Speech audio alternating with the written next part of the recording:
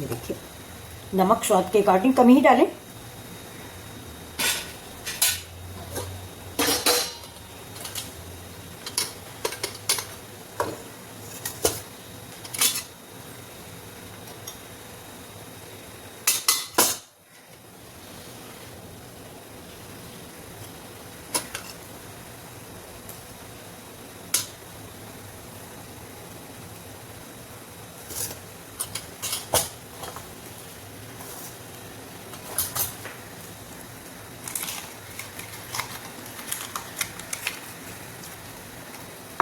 अमचूर powder,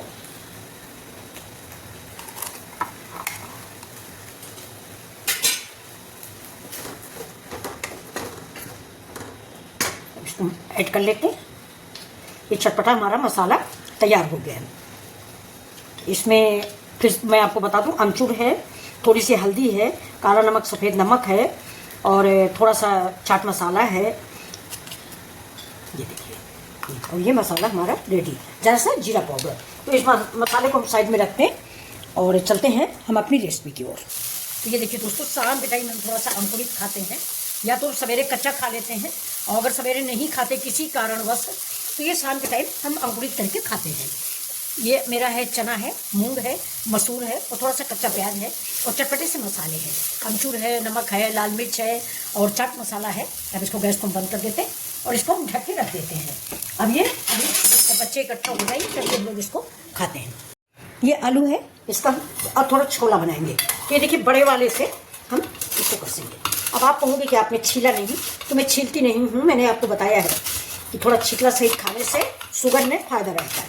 और इसको बड़े बड़े ही काटें, बहुत छोटा अगर आप कर दोगे तो ठीक नहीं रहता है। इसको छोटा छोटा बड़ा बड़ा ही काटें, मतलब बड़े वाले छेद से।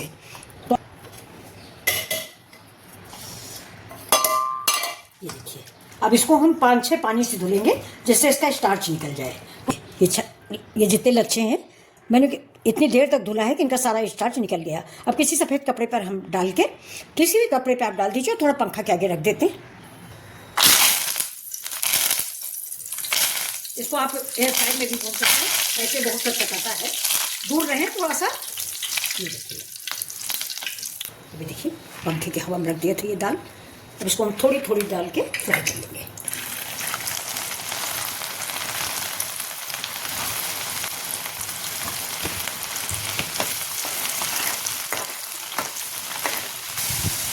अभी देखिए, कुछ कुछ ऊपर आने लगी हैं, तो जो हमारी दाल मोट ऊपर आ गई, समझ लीजिए वो हमारी पक चुकी है। लेकिन अब पूरा का पूरा ऊपर आएगा तो हम इसको निकालेंगे।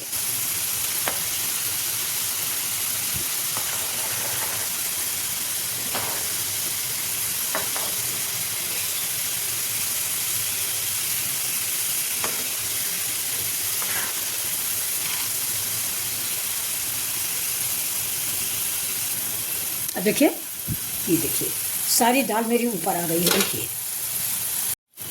तो अब हम इसको निकाल लेते हैं। तेल जैसे इसी में गिरता रहेगा।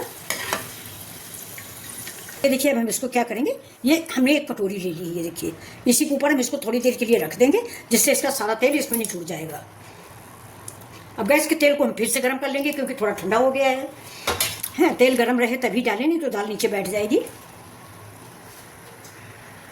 थोड़ा डाल के देख लेते हैं।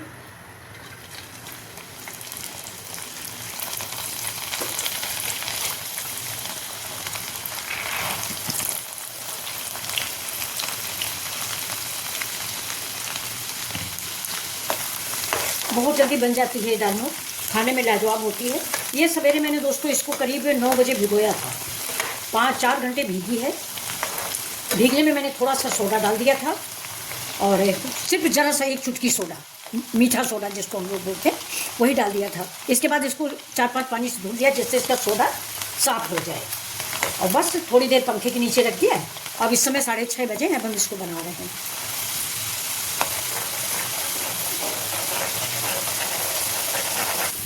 अब इसको देखिए हो गया है, इसे भी हम निकाल लेते हैं।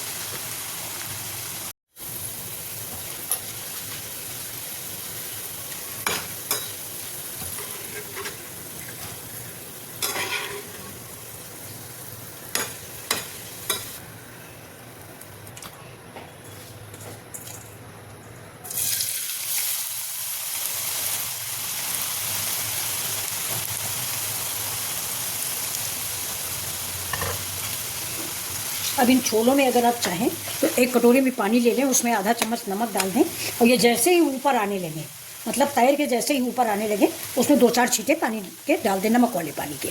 तो ये थोड़ा सा नमकीन हो जाते हैं, जैसा कि हम लोग चिप्स बनाने में डालते हैं, लेकिन इसको हम चना की दाल में डालने जा रहे हैं और उसमें बाकी हमने मसाले बना के रखे हैं, इसलिए हमने नमक का पानी नहीं डाला।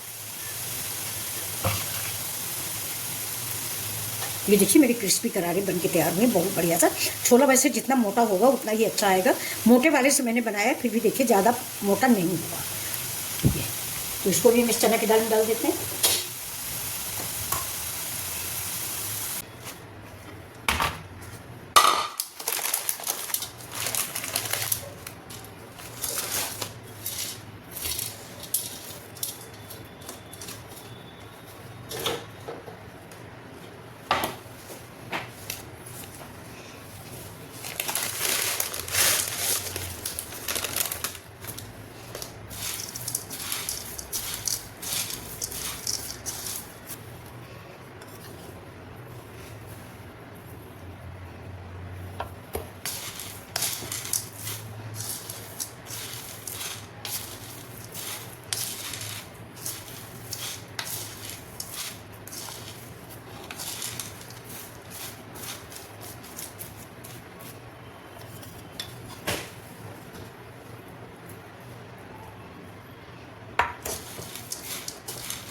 मसाला आप अपना टेस्ट के अकॉर्डिंग मिलाएं, नमक और ये लाल मिर्च हर चीज़, चाट मसाला, अमचूर पाउडर, इसमें है सब कुछ।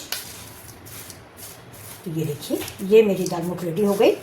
अब ये बताइए कि बाज़ार की कौन सी दाल मोठ इससे अच्छी मिलेगी आपको। ये देखिए बहुत ही टेस्टी,